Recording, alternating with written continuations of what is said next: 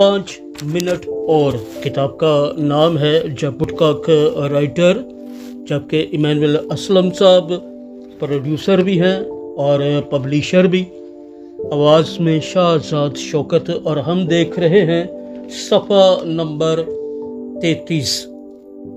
अब तसव्वुर करें कि यीशु के लिए इस मोहब्बत में शरीक होना कैसा महसूस होगा।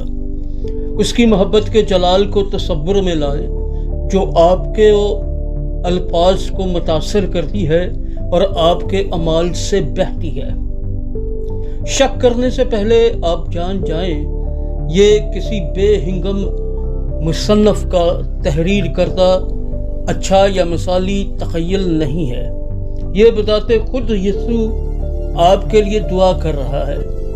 ये खुदावंद यीशु खुद उस ज़िंदगी को ज़ाहिर कर रहा है जो उसने आपके लिए खलक की है। चुनांचे आप यकीन कर सकते हैं कि अगर आप बाप को मौका दें तो वो अपने बेटे की दुआ का जवाब देगा और आपको खुदावंद यीशु के लिए अपनी मोहब्बत में शरीक कर लेगा।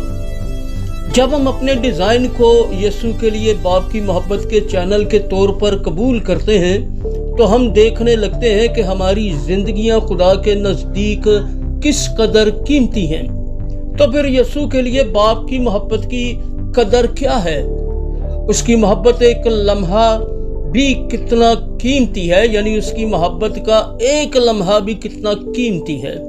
यीशु के लिए बाप की मोहब्बत का एक हल्की सी झलक भी इस कदर कीमती है कि इंसान का जहन कभी उसका तसव्वुर नहीं कर सकता।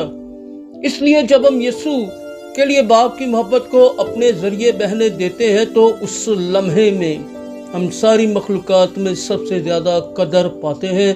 उस लम्हे में, यानी उस लम्हे हम उसके अब्दी जलाल का तजर्बा करते हैं कि नए यरूशलेम के तौर पर जीने का क्या मतलब है। आमीन।